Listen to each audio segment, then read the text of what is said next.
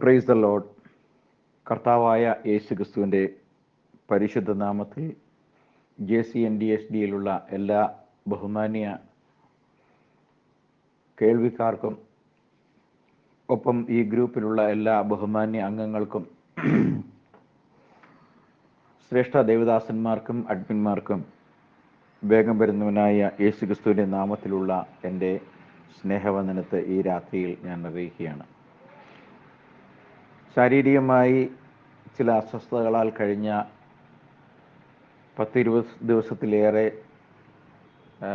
ഭാരപ്പെട്ടിരുന്നുവെങ്കിലും ഈ രാത്രിയിൽ ദൈവവചനത്തിൽ നിന്നും ഒരു ചെറിയ സന്ദേശം നൽകുവാൻ ദൈവം പ്രാപ്തനാക്കിയ ദൈവകൃപയ്ക്കായി ദൈവത്തെ അത്യധികം സ്തുതിക്കുന്നു. ഒപ്പം ഈ ഗ്രൂപ്പിലുള്ള വിലയേറിയ ദേവദാസന്മാർക്കായി ദൈവത്തെ സ്തുതിക്കുന്നു. അവസരം വേർതിരിച്ചു തന്നതിനും സമയങ്ങൾ ഈ രാത്രിയിൽ നിത്യജീവ മൊഴികൾ എന്നുള്ള പ്രസംഗ പരമ്പരയിൽ പതിവായി നടന്നു വരുന്ന വെള്ളിയാഴ്ചത്തെ ശുശ്രൂഷയിൽ മടങ്ങി വരുവാൻ ഒരുക്കിയ സാവകാശനായ ദൈവത്തെ സ്തുതിക്കുന്നു. അവസരം ഒരുക്കി തന്ന ദൈവദാസന്മാർക്കായി സ്തോത്രം ചെയ്യുന്നു. ഒപ്പം കഴിഞ്ഞ നാളുകളിൽ JCNDSD പ്രവർത്തനങ്ങളിൽ സബ്സ്ക്രൈബ് ചെയ്തും കേട്ടും ഈ ഗ്രൂപ്പിന് വേണ്ടി പ്രാർത്ഥിച്ചും ഇതിൻ്റെ വിജയത്തിനായും സത്യവചനം ലോകത്തിൽ എത്തിക്കാൻ കഴിയുന്നിടത്തൊക്കെയും എത്തിക്കുവാൻ ഞങ്ങളുടെ ഈ എളിയ പ്രയത്നങ്ങളോട് സഹകരിക്കുകയും പ്രാർത്ഥിക്കുകയും ചെയ്യുന്ന എല്ലാ ബഹുമാന്യ പ്രേക്ഷകർക്കും യൂട്യൂബിലും ഫേസ്ബുക്കിലുമായി ഞങ്ങളെ ശ്രവിക്കുന്നവർക്കും യേശുക്രിസ്തുവിന്റെ നാമത്തിലുള്ള സ്നേഹവന്ദനത്തെ ഈ രാത്രിയിൽ അറിയിക്കുന്നു. നമ്മുടെ ആത്മീയ ലോകത്തിൽ ഒരുപക്ഷെ ഏറ്റവും അധികം കേട്ടിട്ടുള്ള അല്ലെങ്കിൽ പ്രസംഗ വിഷയമായി സ്വീകരിച്ചിട്ടുള്ള ഒരുപക്ഷെ അടിസ്ഥാന ഉപദേശമായി എല്ലായിടത്തും പ്രസംഗിക്കുന്ന ഒരു കുറിവാക്യം ഇന്ന് രാത്രിയിൽ ആ വിഷയത്തെ ആധാരമാക്കിക്കൊണ്ട് സംസാരിക്കണമെന്നാണ് ഞാൻ ആഗ്രഹിക്കുന്നത്. എല്ലാവർക്കും സുപരിചിതമായ ഒരുപക്ഷെ എല്ലാവർക്കും കാണാതെ മനപാഠമുള്ള ആ വചനം വിശുദ്ധ യോഹന്നാന്റെ സുവിശേഷം 3-ാമത്തെ അധ്യായം അതിൻ്റെ 16-ാമത്തെ വാക്യമാണ്. എല്ലാവർക്കും അറിയാമെങ്കിലും കുറിവാക്യമായി ഞാനതൊന്ന് വായിക്കുകയാണ്. തൻ്റെ ഏകജാതനായ പുത്രനിൽ വിശ്വസിക്കുന്ന ഏവനും നശിച്ചു പോകാതെ നിത്യജീവൻ പ്രാപിക്കേണ്ടതിന് ദൈവം അവനെ നൽകുവാൻ തക്കവണ്ണം ലോകത്തെ സ്നേഹിച്ചു. Price the Lord. For God so loved the world that he gave his only begotten Son, that whosoever believe in him shall not perish but have everlasting life. ഒരുപക്ഷെ വളരെ ആത്മീയമായ ഗൗരവമേറിയ വിഷയങ്ങൾ സംസാരിക്കപ്പെടുന്ന ഈ പ്ലാറ്റ്ഫോമിൽ എന്തുകൊണ്ട് ബൈബിളിൻ്റെ അടിസ്ഥാന ഉപദേശത്തിൽ കുറിവാക്യമായി എടുത്തുകൊണ്ട് ഒരു വിഷയം ഇന്ന് രാത്രിയിൽ സംസാരിക്കുന്നു എന്നുള്ളത് ചിലർക്കെങ്കിലും ഒരു വിസ്മയകരമായ അതിശയമായി തോന്നിയേക്കാം.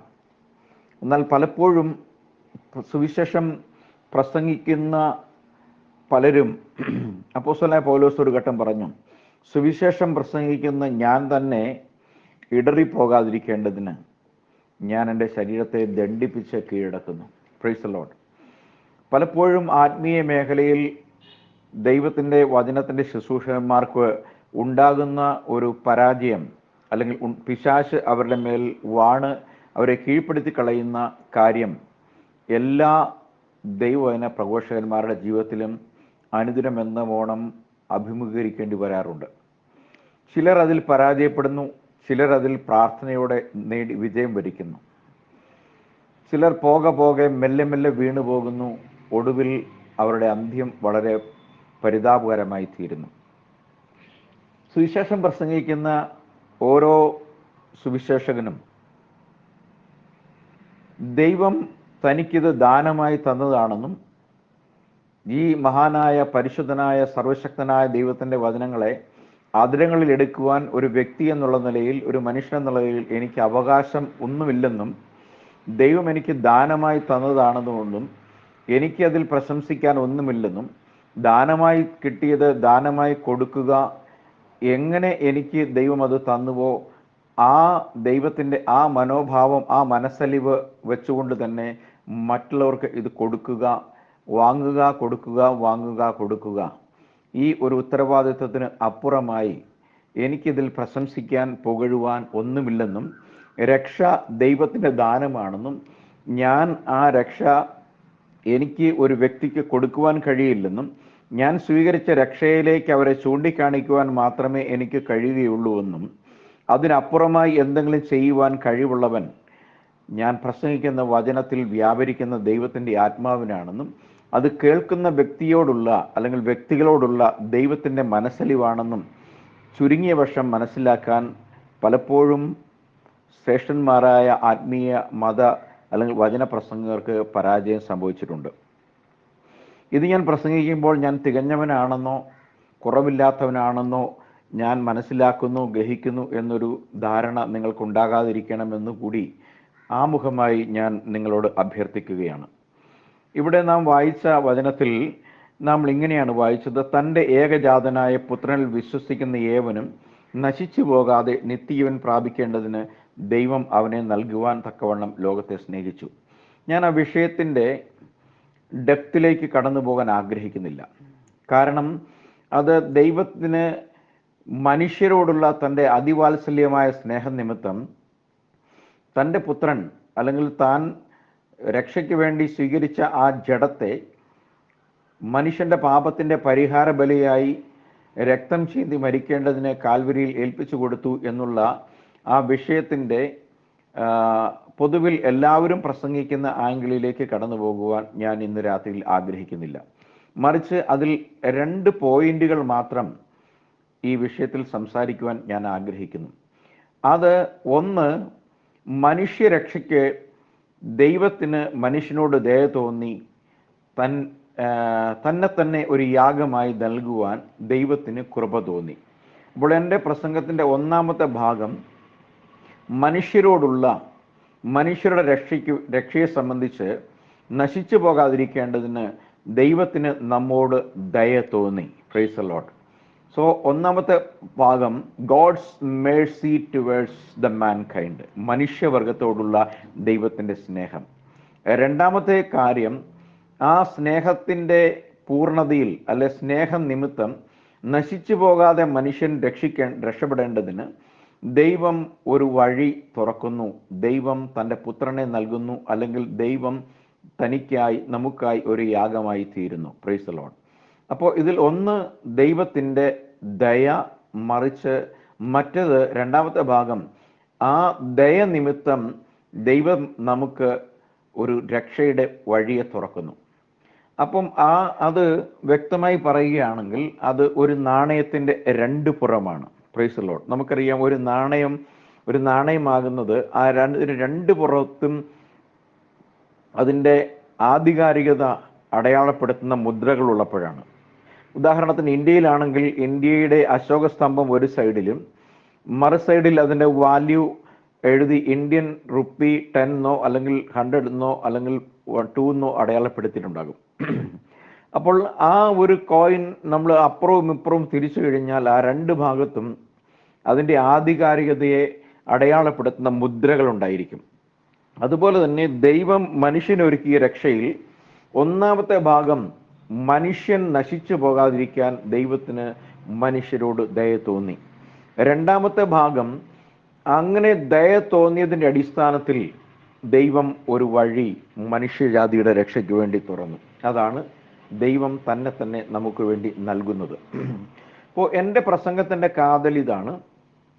ആ പ്രസംഗം ദൈവം എനിക്ക് വേണ്ടി അല്ലെങ്കിൽ എനിക്ക് മുമ്പ് ജീവിച്ചിരുന്നവർക്ക് വേണ്ടി, ഇന്ന് ഈ രക്ഷ ആസ്വദിക്കുന്നവർക്ക് വേണ്ടി ദൈവം എന്തൊക്കെ ചെയ്തുവോ അതൊക്കെ അതേ ദൈവത്തിൻ്റെ രക്ഷയെ ചൂണ്ടിക്കാണിക്കുവാൻ, അതേ ദൈവത്തിൻ്റെ മനസ്സലിവിനെ ഓർപ്പിക്കുവാൻ, ആ മനസ്സലിവ് പ്രകാരം ദൈവം എനിക്കും എൻ്റെ സമകാലീനരായിരിക്കുന്നവർക്കും മുൻപുണ്ടായിരുന്നവർക്കും ദൈവം അനുവദിച്ചു കൊടുത്ത ഈ കൃപയുടെ അടിസ്ഥാനത്തിലുള്ള രക്ഷയെ ദൈവം എന്ത് അടിസ്ഥാനത്തിൽ എനിക്ക് നൽകിയോ അതേ അടിസ്ഥാനത്തിൽ മറ്റുള്ളവർക്ക് കൊടുക്കുക എന്നുള്ളതാണ് ഒരു സുവിശേഷകൻ അല്ലെങ്കിൽ ഒരു പ്രസംഗകൻ അല്ലെങ്കിൽ ഒരു പാസ്റ്റർ എന്നുള്ള നിലയിൽ ഓരോ ദൈവദാസന്മാരുടെയും നിയോഗം.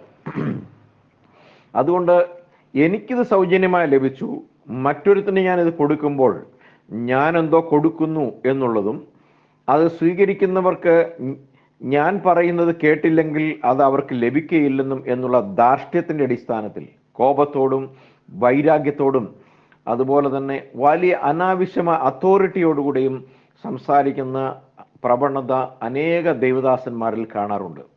ഈ രക്ഷ സ്വീകരിച്ചില്ലെങ്കിൽ നശിച്ചു പോകും, മുടിഞ്ഞു പോകും എന്ന് പറയുന്നവരെയും നമുക്ക് കാണാൻ സാധിക്കും. രക്ഷിക്കുന്നത് ദൈവമാണ്. നമ്മളുടെ പ്രസംഗത്തിൻ്റെ ശേഷിയോ അല്ലെങ്കിൽ നമ്മളുടെ അതോറിറ്റിയോ ഒന്നും കൊണ്ട് നമ്മൾ ആരെയും രക്ഷിക്കാൻ പോകുന്നില്ല. എങ്ങനെയാണ് നാം രക്ഷിക്കപ്പെട്ടത്? ദൈവത്തിന് നമ്മോട് മനസ്സലിവ് തോന്നി, ദൈവത്തിൻ്റെ വചനം കേട്ടപ്പോൾ അത് നമ്മുടെ ആത്മാവിൽ ക്രിയ ചെയ്യിച്ചു ദൈവം തൻ്റെ ആത്മാവിനെ കൊണ്ട്. അങ്ങനെ ദൈവത്തിൻ്റെ മനസ്സലിവും ദൈവത്തിന് നമ്മോടുള്ള ദയ നിമിത്തം ദൈവം ക്രിസ്തുവിൽ ചൊരിഞ്ഞ രക്തത്തിൻ്റെ അടിസ്ഥാനത്തിൽ എനിക്കിത് സൗജന്യമായി കിട്ടിയെങ്കിൽ ഇത് മറ്റുള്ളവർക്ക് വിതയ്ക്കുക എന്നുള്ളതിലപ്പുറം ഇത് ഒരുവൻ സ്വീകരിക്കണം, സ്വീകരിക്കാത്തവനെല്ലാം നശിച്ചു പോകും, മുടിഞ്ഞു പോകും എന്ന് പറയുവാൻ നമ്മെ ആരെയും ദൈവം ചുമതലപ്പെടുത്തിയിട്ടില്ല. എഫേസ്യ ലേഖനത്തിലേക്ക് വരുമ്പോൾ ദൈവത്തിൻ്റെ സഭയിൽ 5 വിധ മിനിസ്റ്റേഴ്സിനെ നിർണയിച്ചിരിക്കുന്നത് നമുക്ക് കാണാൻ സാധിക്കും.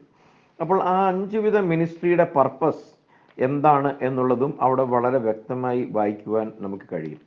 അപ്പോൾ എൻ്റെ ഇന്നത്തെ പ്രസംഗം അധികം നീണ്ടുപോകാതിരിക്കാൻ വേണ്ടി ഞാൻ വളരെ ചുരുക്കത്തിൽ മാത്രം അതിലേക്ക് കടക്കുവാൻ ആഗ്രഹിക്കുന്നെങ്കിലും 4:11 മുതൽ വായിക്കുമ്പോൾ, അവൻ ചിലരെ അപ്പോസ്തലന്മാരായും ചിലരെ പ്രവാചകന്മാരായും ചിലരെ സുവിശേഷകന്മാരായും ചിലരെ ഇടയന്മാരായും ഉപദേഷ്ടാക്കന്മാരായും നിയമിച്ചിരിക്കുന്നു.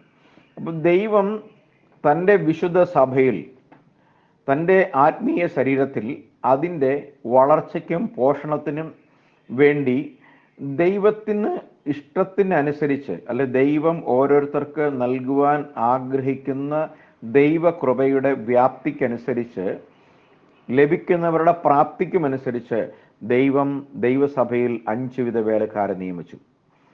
എന്നാൽ ആദിമ സഭയിൽ നമുക്ക് ഈ 5 വിധ വേലയും നിർവഹിച്ചിട്ടുള്ള ദൈവദാസന്മാരെ കാണാൻ സാധിക്കും. ചിലർക്ക് 4 വേലയാണ്, ചിലർക്ക് 3 വേലയാണ്, ചിലർക്ക് 2 വേലയാണ്. അതൊക്കെയും നമുക്ക് കാണാൻ സാധിക്കും. ഇന്നും ഒന്നിലധികം ഈ ശുശ്രൂഷകൾ തെളിവായി നൽകപ്പെട്ടിട്ടുള്ള ആളുകളെയും ഇന്നും നമുക്ക് കാണുവാനായിട്ട് കഴിയും. എന്നാൽ അത് എന്തിനു വേണ്ടിയാണ് എന്ന് പറയുകയാണ്. അത് നാം എല്ലാവരും വിശ്വാസത്തിലും ദൈവപുത്രനെ കുറിച്ചുള്ള പരിജ്ഞാനത്തിലും ഉള്ള ഐക്യതയും തികഞ്ഞ പുരുഷത്വവും എന്ന് പറഞ്ഞു കഴിഞ്ഞാൽ പെർഫെക്ഷൻ, ശരീരത്തിൻ്റെ പെർഫെക്ഷൻ, ക്രിസ്തുവിൻ്റെ സമ്പൂർണതയായ പ്രായത്തിൻ്റെ അളവും പ്രാപിക്കുവോളം വിശുദ്ധന്മാരുടെ യഥാസ്ഥാപനത്തിനായുള്ള ശുശ്രൂഷയുടെ വേലയ്ക്ക്. അപ്പോൾ വിശുദ്ധന്മാരുടെ അല്ലെങ്കിൽ ദൈവത്തിൻ്റെ ക്രിസ്തുവിൻ്റെ ശരീരത്തിൻ്റെ ആത്മീയ ശരീരത്തിൻ്റെ വിശുദ്ധന്മാരും വിശുദ്ധകളുമാകുന്ന വീണ്ടെടുക്കപ്പെട്ട പൈതലുകളുടെ അല്ലെങ്കിൽ ദൈവമക്കളുടെ എല്ലാ തരത്തിലുള്ള മാനസികവും ശാരീരികവും ആത്മീയവും ബൗദ്ധികമായ എല്ലാ തലങ്ങളിലുമുള്ള ദൈവവചനത്താലുള്ള കറക്ഷൻ്റെ അല്ലെങ്കിൽ ദൈവവചനത്താലുള്ള ശുദ്ധീകരണത്തിൻ്റെയും ക്രമീകരണത്തിൻ്റെയും അടിസ്ഥാനത്തിൽ ക്രിസ്തുവിൻ്റെ ശരീരം ഒരു തികഞ്ഞ പുരുഷത്വത്തിലേക്ക്, തികഞ്ഞ വളർച്ചയിലേക്ക് വളർത്തിക്കൊണ്ടുവരുവാനുള്ള ദൗത്യമാണ് ഈ 5 വിധ വേലകളിലൂടെ ദൈവസഭയ്ക്ക് ജെറൂസലേമിലെ ആദ്യ സഭ തുടങ്ങി നൽകപ്പെട്ടിട്ടുള്ളത്. അപ്പോൾ ഇത് ഒരു കാര്യം മനസ്സിലാക്കണം, ഇത് നൽകപ്പെട്ടിട്ടുള്ളതാണ്, പ്രാപിച്ചെടുത്തതല്ല. അവകാശവും അധികാരവും അനുസരിച്ച്, നമ്മുടെ പ്രാപ്തിക്കും വിദ്യാഭ്യാസത്തിനും അനുസരിച്ച്, കുലമഹിമയ്ക്കനുസരിച്ച്, തറവാട്ട് മഹിമയ്ക്കനുസരിച്ച് പിതാക്കന്മാർ മക്കൾക്ക് കൈമാറിക്കൊടുത്തതല്ല, മറിച്ച് അന്നും ഇന്നും ഒരേപോലെ എല്ലാം ദാനമായി നൽകുന്ന ദൈവത്തിൻ്റെ കൃപയ്ക്കും ദൈവത്തിൻ്റെ നീതിക്കും ഒത്തവണ്ണം ദൈവം അനർഹരായ ഓരോരുത്തർക്കുമായി ദൈവം നൽകുന്നു. Price the Lord. ദൈവം നൽകുന്നു എന്ന് മാത്രം പറയുക. Price the Lord. അതെന്തിനു വേണ്ടിയാണ്? വിശുദ്ധന്മാരുടെ യഥാസ്ഥാനത്തിനായുള്ള ശുശ്രൂഷ. അപ്പം നമ്മൾ ഓരോരുത്തരെയും ക്രിസ്തുവിൻ്റെ ശരീരത്തിൽ എവിടെയാണോ നമ്മുടെ സ്ഥാനം അവിടെ ഉറപ്പിക്കുക. അതിനപ്പുറത്തേക്കോ ഇപ്പുറത്തേക്കോ അല്ല, അതിൽ കുറയുവാനുമല്ല, അതിനപ്പുറത്തേക്ക് കയറി കൂടുതൽ അധികാരാവകാശങ്ങളെ കവർന്നെടുക്കുവാനുമല്ല. എവിടെയാണോ നമ്മുടെ സ്ഥാനം ദൈവം നിയമിച്ചിരിക്കുന്നത് അത് കണ്ടെത്തി അതിൽ സന്തോഷിക്കുക, അതിൽ വിശ്രമിക്കുക, അതിൽ പ്രവർത്തിക്കുക. അതിനപ്പുറം ഒന്നും നമുക്കാർക്കും ഒന്നും ചെയ്യുവാനില്ല. അപ്പം അതുകൊണ്ട് സുവിശേഷ ഘോഷണം എന്നുള്ളത് നമ്മുടെ ആരുടെയും അവകാശമല്ല. അത് എങ്ങനെ കിട്ടിയോ അങ്ങനെ കൊടുക്കുക. ദാനമായി കിട്ടി, ദാനമായി കൊടുക്കുക. Price the Lord. അതിനോട് ഒന്നെങ്കിലും കൂട്ടുവാനോ, അത് നീ സ്വീകരിച്ചില്ലെങ്കിൽ നീ മുടിഞ്ഞു പോകുന്നു, നശിച്ചു പോകുമെന്നോ, നീ പാപിയാണെന്നോ, നീ നരകത്തിൽ പോകുമെന്നോ ആരോടും പറയുവാൻ നമുക്ക് അവകാശമില്ല. Price the Lord. നീ ഇപ്പോൾ ഇത് സ്വീകരിച്ചില്ലെങ്കിൽ നീ നരകത്തിലാണ് എന്ന് പറഞ്ഞുകൊണ്ട് നരകത്തിൽ പോകുവാൻ സാധ്യതയൊക്കെയായി ചൂണ്ടിക്കാണിക്കപ്പെടുന്ന വചനങ്ങളെ എടുത്ത് കൂട്ടിക്കൊണ്ട് ഇതെല്ലാം നമ്മളുടെ അതോറിറ്റിയുടെ ഭാഗമായി പ്രസ്താവിക്കുന്ന ധാരാളം ദേവദാസന്മാർ നമ്മൾ ഇന്ന് ജീവിക്കുന്ന ഈ തലമുറയിലുമുണ്ട്. ഹല്ലേലൂയ. അപ്പോൾ അത് ഞാനിത് പറയാൻ കാര്യം, ഒന്ന് രക്ഷയിൽ, ഒന്ന് ദൈവത്തിൻ്റെ കൃപ, ദൈവത്തിൻ്റെ മനസ്സലിവ്, രണ്ട് ദൈവത്തിൻ്റെ കൃപ. അപ്പോൾ ദൈവത്തിൻ്റെ മനസ്സലിവ് എനിക്കുണ്ടായതുപോലെ മറ്റൊരാൾക്കുണ്ടായെങ്കിൽ ആ എനിക്ക് ലഭിച്ച ആ മനസ്സലിവിൻ്റെ അടിസ്ഥാനത്തിൽ എന്നോട് കാണിച്ച കൃപ മറ്റുള്ളവരോടും ദൈവം കാണിക്കേണ്ടതിന് ഒരു ചാലകമായി അല്ലെങ്കിൽ ഒരു പാത്രമായി മാത്രം നിൽക്കുവാൻ അപ്പുറം എനിക്ക് യോഗ്യതയില്ല, അർഹതയില്ല എന്ന് മാത്രം പറഞ്ഞുകൊണ്ട് നിയമിക്കപ്പെട്ടിരിക്കുന്ന, ചുമതലപ്പെടുത്തിയിരിക്കുന്ന ജോലി മാത്രം ചെയ്യുക, അതിനപ്പുറം ദൈവത്തിലേക്ക് വിട്ടുകൊടുക്കുക. ഇതാണ് ഒരു ദൈവവേലക്കാരൻ അടിസ്ഥാനപരമായി ചെയ്യേണ്ടത് എന്ന് നമുക്ക് കാണാൻ സാധിക്കും. തുടർന്ന് വേഗത്തിൽ കടന്നു പോകുമ്പോൾ അവിടെ പറയുകയാണ്, അങ്ങനെ നാം ഇനി മനുഷ്യരുടെ ചതിയാലും ഉപായത്താലും തെറ്റിച്ചു കളയുന്ന തന്ത്രങ്ങളിൽ കുടുങ്ങിപ്പോകുവാൻ തക്കവണ്ണം ഉപദേശത്തിന്റെ ഓരോ കാറ്റിനാൽ അഴഞ്ഞുഴലുന്ന ശിശുക്കളായിരിക്കാതെ സ്നേഹത്തിൽ സത്യം സംസാരിച്ചുകൊണ്ട് ക്രിസ്തു എന്ന തലയോളം സകലത്തിലും വളരുവാനിടയാകണം.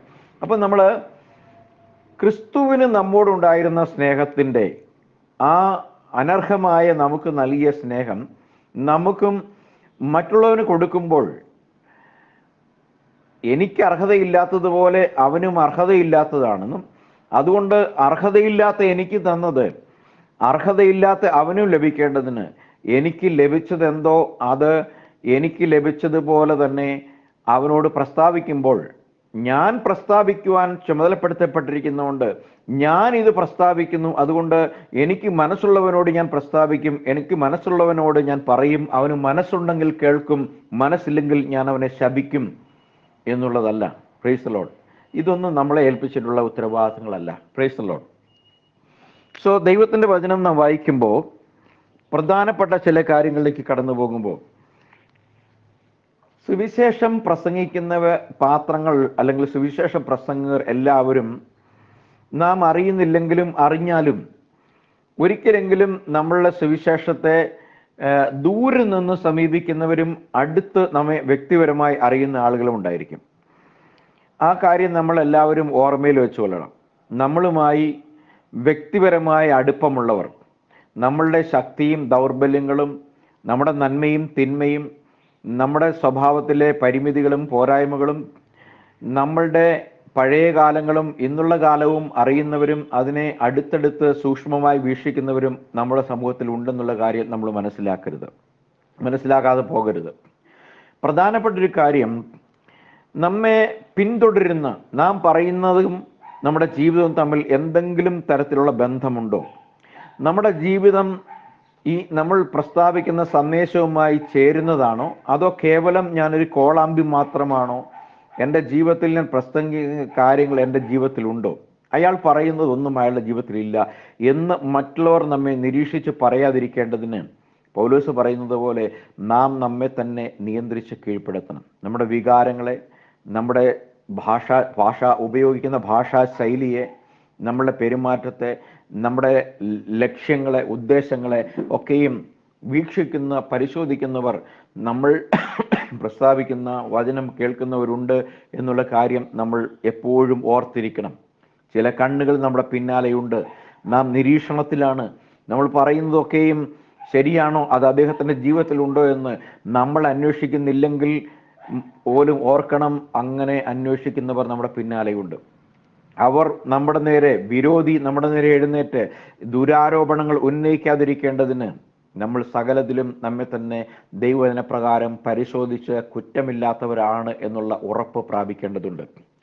അങ്ങനെ നാം അത് ചെയ്യുന്നില്ലെങ്കിൽ നമുക്ക് പ്രാഗൽഭ്യത്തെ ഒരു സ്ഥലത്ത് നമ്മൾ വായിക്കുന്നത് മത്തായി 7:29 പറയണം, അവൻ അധികാരമുള്ളവനെ പോലെ സംസാരിക്കുന്നു എന്ന് പരീശന്മാർ കേട്ടു എന്നവർ. അപ്പൊ യേശുക്രിസ്തു സംസാരിക്കുവാൻ ഇന്ന കാര്യങ്ങളിൽ പ്രാഗൽഭ്യത്തോടെ അധികാരത്തോടെ സംസാരിക്കുവാൻ അവനിൽ കുറ്റം കണ്ടെത്തുവാൻ കഴിയാതിരിക്കണം. പീലാത്തോസ് പറയുന്നത്, ഇവനിൽ ഞാൻ ഒരു കുറ്റവും കാണുന്നില്ല. ദേശാധിപതിയോ ന്യായാധിപന്മാരോ നമ്മെ പരിശോധിച്ചാൽ നമ്മുടെ മുമ്പിൽ കുറ്റം കാണാതെ ഇരിക്കണം എന്ന് ദൈവം ആഗ്രഹിക്കുന്നു. അതുകൊണ്ട് നാം സംസാരിക്കുന്ന വചനം, നാം പ്രസംഗിക്കുന്ന സുവിശേഷം നമ്മുടെ ജീവിതവുമായി ചേർന്ന് പോകുന്നുണ്ടോ എന്ന് നാം പരിശോധിക്കണം. പ്രധാനമായി അപ്പോസ്തലന്മാരുടെ പ്രവൃത്തികൾ പുസ്തകം അതിൻ്റെ 8-ാമത്തെ അധ്യായം 12-ാമത്തെ വാക്യം നാം പഠിക്കുമ്പോൾ അവിടെ നമുക്ക് വ്യക്തമായി ചില കാര്യങ്ങൾ അതിൽ നിന്ന് മനസ്സിലാക്കുവാൻ ഇപ്രകാരം കഴിയും. ഇപ്പൊ 8-ാമത്തെ അധ്യായത്തിൽ നാം കാണുന്നത് ഫിലിപ്പോസ് സമരിയ ദേശത്തുള്ള സുവിശേഷ ഘോഷണവുമായി ബന്ധപ്പെട്ടുള്ള കാര്യങ്ങളും തുടർന്ന് ഷണ്ടന്റെയും ഒക്കെയും ഉള്ള സ്നാനവും ഒക്കെയുമാണ്. നമ്മൾ ശമരിയരുടെ സ്നാനവും ഒക്കെയാണ് അതിലെ പ്രതിപാദ വിഷയം. എങ്കിലും 8-ാം അധ്യായം 12-ാമത്തെ വാക്യം നമ്മൾ വായിക്കുമ്പോൾ അവിടെ നമ്മളിങ്ങനെ കാണുന്നു, എന്നാൽ ദൈവരാജ്യത്തെയും യേശുക്രിസ്തുവിന്റെ നാമത്തെയും കുറിച്ചുള്ള സുവിശേഷം അറിയിക്കുന്ന ഫിലിപ്പോസിനെ അവർ വിശ്വസിച്ചപ്പോൾ പുരുഷന്മാരും സ്ത്രീകളും സ്നാനമേറ്റു. Price the Lord. അപ്പൊ അവിടെ ഒരു കാര്യം നിങ്ങൾ ശ്രദ്ധിക്കണം. ഒന്ന്, 3 കാര്യങ്ങൾ അവിടെ ഉള്ള ലേഖകനായ ലൂക്കോസ് രേഖപ്പെടുത്തിയിരിക്കുകയാണ്. സമരിയക്കാര്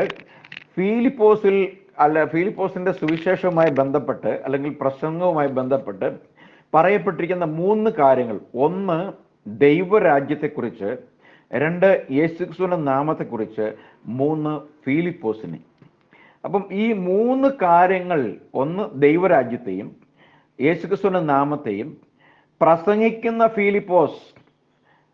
കാരണം എന്താണോ ഫിലിപ്പോസ് പ്രസംഗിക്കുന്നത് ആ പ്രസംഗം ഫിലിപ്പോസിൽ ഉണ്ടായിരിക്കണം. ആദ്യം അതിന് ഫിലിപ്പോസ് യോഗ്യനായി എണ്ണപ്പെടണം. അത് മനുഷ്യരുടെ ദൃഷ്ടിയിൽ പതിയണം. അപ്പോൾ അവർ ഫിലിപ്പോസിനെയും വിശ്വസിച്ചു എന്നാണ് പറയുന്നത്. അപ്പം നമ്മൾ പ്രസംഗിക്കുന്ന വചനം കേൾക്കുന്നവർ അത് പ്രസംഗിക്കുന്നവരെ കൂടി വിശ്വാസത്തിൽ എടുക്കുന്നുണ്ട് എന്നുള്ള കാര്യം നാം മനസ്സിലാക്കാതെ പോകരുത്. നാം സംസാരിക്കുന്ന വാക്കുകളെ നമ്മളുമായി ചേർത്ത് നിരീക്ഷിക്കുന്ന ആളുകൾ നമ്മുടെ സമൂഹത്തിലുണ്ട്. മുൻകാലങ്ങളിൽ അപ്പുറമായി സോഷ്യൽ മീഡിയയിലുണ്ട്.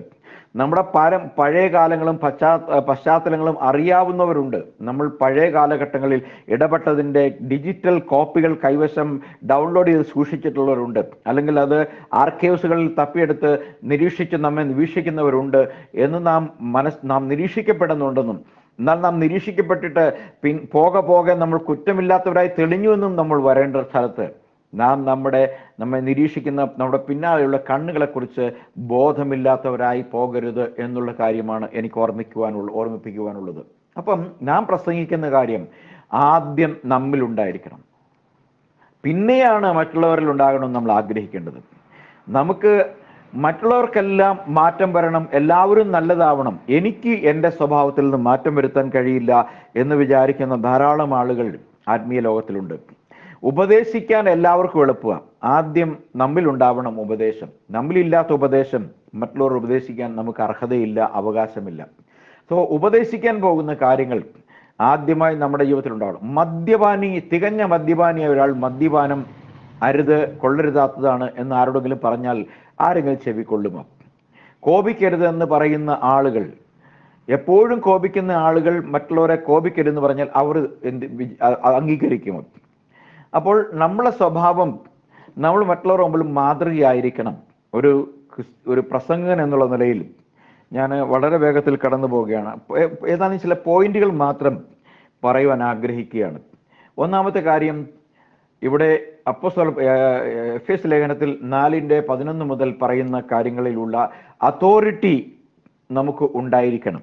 സുവിശേഷം പ്രസംഗിക്കാനുള്ള അതോറിറ്റി നമുക്ക് ദൈവത്താൽ ലഭിച്ചു എന്നുള്ളത് നമ്മുടെ പ്രസംഗത്തിലും ജീവിതത്തിലും തെളിയിച്ചു കൊടുക്കാൻ നമുക്ക് കഴിയണം. എന്ന് പറഞ്ഞാൽ ആധികാരികത നമുക്കുണ്ട് എന്ന് തെളിയിക്കുവാനുള്ള ബാധ്യത നമുക്കുണ്ട്. അത് തെളിയിക്കപ്പെടുന്നത് നമ്മുടെ ജീവിതവും നമ്മൾ പ്രസംഗിക്കുന്ന ഉപദേശവും ചേർത്ത് വായിക്കുന്ന ആളുകളുടെ നിരീക്ഷണത്തിലാണ് ആ അതോറിറ്റി, ആ ആധികാരികത വെളിപ്പെട്ട് വരുന്നത്. രണ്ടാമതായി നമുക്ക് ആവശ്യം ആത്മവിശ്വാസമാണ്. നമ്മൾ പ്രസംഗിക്കുന്ന ഉപദേശം സത്യമാണ്, ആ ഉപദേശം എൻ്റെ ജീവിതത്തിലുണ്ട്. ഇവിടെ അപ്പോസ്തലർ പ്രവൃത്തി 8:12 ഫിലിപ്പോസിനെ കുറിച്ച് പറയുമ്പോൾ ഉള്ളതുപോലെ തന്നെ നമ്മുടെ ജീവിതത്തിൽ ഈ ആത്മവിശ്വാസം നമ്മുടെ ജീവിതവുമായി തുലനം ചെയ്ത് ആളുകൾക്ക് ഗ്രഹിക്കാൻ തക്കവണ്ണം മനസ്സിലായി തീരണം. മൂന്നാമതായി നമ്മുടെ ജീവിതത്തിൽ സങ്കീർത്തനം 51:17 വരുമ്പോൾ നമുക്ക് കാണാൻ കഴിയുന്ന ഒരു കാര്യമുണ്ട്. സങ്കീർത്തനം 51:17. Price the Lord. അതിൽ ഇങ്ങനെ നാം വായിക്കുന്നു: ദൈവത്തിൻ്റെ ഹനനയാഗങ്ങൾ തകർന്നിരിക്കുന്ന മനസ്സ് തകർന്നു നുറുങ്ങിയിരിക്കുന്ന ഹൃദയത്തെ ദൈവമേ നീ നിരസിക്കുകയില്ല. ഇപ്പൊ ദൈവത്തിൻ്റെ മുമ്പിൽ നമുക്ക് തകർന്നു നുറുങ്ങിയിരിക്കുന്ന ഹൃദയമുള്ള ഒരവസ്ഥ നമുക്കുണ്ടായിരിക്കണം. ദൈവത്തിൻ്റെ വചനത്തിന് മുമ്പാകെ വിറയ്ക്കുകയും ദൈവത്തിൻ്റെ വചനത്തിന് മുമ്പാകെ നമ്മെ തന്നെ പരിശോധിക്കുമ്പോൾ നാം വിനയമുള്ള തകർന്ന മനസ്സോടുകൂടി ഇരിക്കുന്ന, ദൈവത്തെ ഏറ്റവും അധികം ആവശ്യമായിട്ടുള്ള ഒരു വ്യക്തിയിൽ നിന്നും പുറപ്പെടുന്ന ദൈവത്തിൻ്റെ കൃപയുടെ വചനങ്ങൾ പുറപ്പെടുന്ന പാത്രമായി നാം നമ്മുടെ ശുശ്രൂഷ മറ്റുള്ളവർ മുമ്പിൽ തെളിയിക്കപ്പെടേണ്ടതുണ്ട്.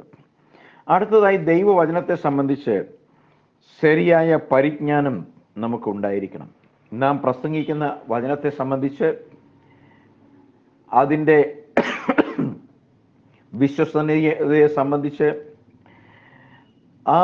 നാം വെളിപ്പെടുത്തുന്ന പ്രത്യാശയെ സംബന്ധിച്ച് നാം മനുഷ്യരക്ഷയ്ക്ക് മുമ്പാകെ അവതരിപ്പിക്കുന്ന ദൈവത്തിൻ്റെ രക്ഷാനിർണയത്തെക്കുറിച്ച്, അതിൻ്റെ പദ്ധതിയെക്കുറിച്ച്, അതിലൂടെ ദൈവം മനുഷ്യരക്ഷയ്ക്ക്, മനുഷ്യജാതികളുടെ വീണ്ടെടുപ്പിന് വേണ്ടി ചെയ്തിരിക്കുന്ന പൂർത്തിയായ പ്രവൃത്തിയെക്കുറിച്ച്, അതിലൂടെ വിശ്വസിക്കുന്ന ഓരോരുത്തർക്കും ലഭിക്കുവാൻ പോകുന്ന പ്രത്യാശ തനിക്ക് ലഭിച്ചതുപോലെ തന്നെ സൗജന്യമായി എല്ലാവർക്കും ലഭിക്കും എന്ന് ആധികാരികമായി പ്രസ്താവിക്കുവാനുള്ള ദൈവവചനത്തിൻ്റെ പരിജ്ഞാനം നമുക്ക് ഉണ്ടായിരിക്കണം. അടുത്തതായി നമുക്ക് ആവശ്യമായിട്ടുള്ളത് കമ്പാഷനാണ്, മനസ്സലിവാണ്. Praise the lord. ഇപ്പോൾ പൗലോസ് പറയുന്നു, ദൈവത്തിൻ്റെ മനസ്സലിവ് ഓർപ്പിച്ച് ഞാൻ നിങ്ങളോട് അറിയിക്കുന്നത് നിങ്ങളുടെ ശരീരങ്ങളെ സജീവവും വിശുദ്ധമായ യാഗമായി ദൈവത്തിന് ആരാധനയായി സമർപ്പിക്കും. അപ്പം നമ്മുടെ ശരീരത്തിലെ പഞ്ചേന്ദ്രിയങ്ങളെ, കണ്ണ്, ത്വക്ക്, നാക്ക്, മൂക്ക്, ചെവി, നമ്മുടെ കേൾവി, നമ്മുടെ വിചാരങ്ങൾ, നമ്മുടെ സംസാരം, നമ്മുടെ കാഴ്ചപ്പാടുകൾ, ഇതൊക്കെയും ദൈവത്തിൻ്റെ മനസ്സലിവിലൂടെ കാണാൻ കഴിയണം. ഒരു മനുഷ്യനോട് നാം അറിയിക്കുന്ന സുവിശേഷം ഇത് എടുത്തില്ലെങ്കിൽ നീ മുടിഞ്ഞു പോകും, നശിച്ചു പോകും എന്ന് പറയാൻ ആരെയും ദൈവം ഏൽപ്പിച്ചിട്ടില്ല. അങ്ങനെ ഒരു നിലപാട് ദൈവം എന്നോടോ നിങ്ങളോടോ സ്വീകരിച്ചിരുന്നെങ്കിൽ നമുക്ക് ഈ മനസ്സലിവ് എങ്ങനെ അനുഭവിക്കാൻ കഴിയുമായിരുന്നു? അപ്പൊ ക്രിസ്തുവിന്റെ മനസ്സലിവ് വീണ്ടും റിപ്രൊഡ്യൂസ് ചെയ്യണം, നമ്മൾ പുനരാവിഷ്കരിക്കണം, മറ്റുള്ളവർക്ക് ആ മനസ്സലിവ് കാണാൻ കഴിയണം. എന്ന് വെച്ചാൽ ക്രിസ്തു ലിറ്ററലി അവർക്ക് നമ്മിൽ ക്രിസ്തുവിനെ കാണാൻ കഴിയണം. നമ്മുടെ നിലപാടുകളിൽ, നമ്മുടെ പെരുമാറ്റത്തിൽ, നമ്മുടെ സഹിഷ്ണുതയിൽ, നമ്മുടെ കാഴ്ചപ്പാടുകളിൽ, നമ്മുടെ ദർശനങ്ങളിൽ, മനുഷ്യരോടുള്ള നമ്മുടെ ഇടപാടുകളിൽ, നമ്മുടെ സംസാരത്തിൽ, നമ്മുടെ താഴ്മയിൽ ക്രിസ്തുവിനെ അവർക്ക് അടുത്ത് കാണുവാൻ കഴിയുന്ന നിലയിലുള്ള ക്രിസ്തുവിൻ്റെ മനസ്സലിവ് വെളിപ്പെടുത്തുവാൻ നമുക്ക് ഉത്തരവാദിത്വമുണ്ട്. Price the Lord. അടുത്തതായി വാത്സല്യം അല്ലെങ്കിൽ അഫെക്ഷൻ. മനുഷ്യരോട്, സഹജീവികളോട്, ഇതര മതസ്ഥരോട്, സുവിശേഷ നിഷേധികളോട് പോലും വാത്സല്യവും മനസ്സലിവും ഉണ്ടാകണം. കാരണം നമ്മുടെ കർത്താവ് ഒരുവൻ മാത്രമാണ് നിങ്ങളുടെ ശത്രുക്കളെ സ്നേഹിക്കുവിൻ എന്ന് പഠിപ്പിച്ചിട്ടുള്ളൂ. എല്ലാ മതങ്ങളും ശത്രുക്കളെ നിഗ്രഹിക്കണമെന്നും ശത്രു നിഗ്രഹം അത് ദൈവത്തിന് പ്രസാദമെന്നും പഠിപ്പിക്കുമ്പോൾ ശത്രുവിനെ നിന്റെ സഹോദരനെ നിന്നെ പോലെ നീ നിന്റെ സഹോദരനെ സ്നേഹിക്കണം, നിന്റെ ശത്രുവിനെ സ്നേഹിക്കണം, നീ അവന് വിശക്കുമ്പോൾ ആഹാരവും ദാഹിക്കുമ്പോൾ കുടിക്കാനും വെള്ളം കൊടുക്കണമെന്ന് പഠിപ്പിച്ച ഒരേ ഒരു ഗുരു മാത്രമേ, ഒരു മാസ്റ്റർ നമുക്കുള്ളൂ, അത് നമ്മുടെ കർത്താവായ യേശു ക്രിസ്തുവാണ്. അതുകൊണ്ട് തികഞ്ഞ വാത്സല്യമായിരിക്കണം നമ്മുടെ സുവിശേഷ പ്രസംഗത്തിൻ്റെ അല്ലെങ്കിൽ നമ്മൾ ശുശ്രൂഷയുടെ അടിസ്ഥാനപരമായി നമ്മുടെ ജീവിതത്തിൽ ഉണ്ടായിരിക്കേണ്ടുന്ന ഏറ്റവും പ്രാമാണികമായി നമ്മൾ ചെയ്തു പോരേണ്ടുന്ന ഒരു കാര്യമെന്ന് ഇവിടെ ഞാൻ ഓർമ്മപ്പെടുത്തുവാൻ ആഗ്രഹിക്കുന്നു. Price the Lord. 1 യോഹന്നാൻ അതിൻ്റെ 3:14 നാം ഇങ്ങനെ വായിക്കുന്നു: സഹോദരന്മാരെ, ലോകം നിങ്ങളെ പകയ്ക്കുന്നുവെങ്കിൽ ആശ്ചര്യപ്പെടരുത്. നാം മരണം വിട്ട് ജീവനിൽ കടന്നിരിക്കുന്നുവെന്ന് സഹോദരന്മാരെ സ്നേഹിക്കുന്നതിനാൽ നമുക്കറിയാം. സ്നേഹിക്കാത്തവൻ മരണത്തിൽ വസിക്കുന്നു. സഹോദരനെ പകയ്ക്കുന്നവൻ എല്ലാം കൊലപാതകനാകുന്നു. അപ്പോൾ ആത്മീയ മണ്ഡലത്തിൽ നാം എല്ലാ മനുഷ്യരും നമുക്ക് സഹോദരന്മാരാണ്.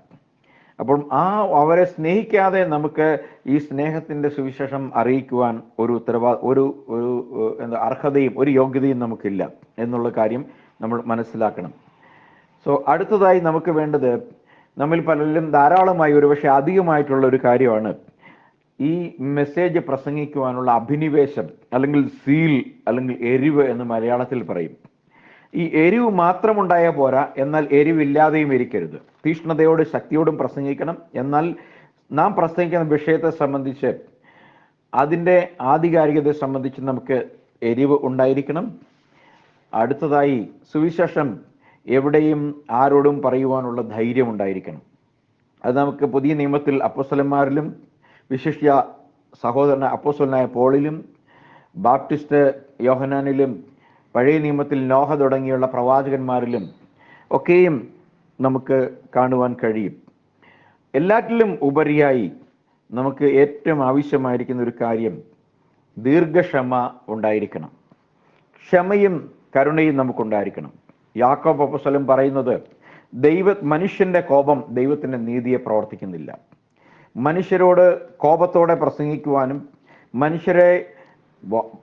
നമ്മൾ എന്തോ പുണ്യവാന്മാരും ദൈവത്തിൻ്റെ മുമ്പിൽ ഏറ്റവും ശ്രേഷ്ഠന്മാരും എന്നുള്ള നിലയിൽ ഇതര പ്രസംഗകന്മാരെയോ ഇതര ദേവദാസന്മാരെയോ തരുമ്പും ദയയില്ലാതെ വിമർശിക്കുവാനും നശിച്ചു പോകുമെന്ന് പറയുവാനും ഒന്നും നമുക്ക് അവകാശമില്ല.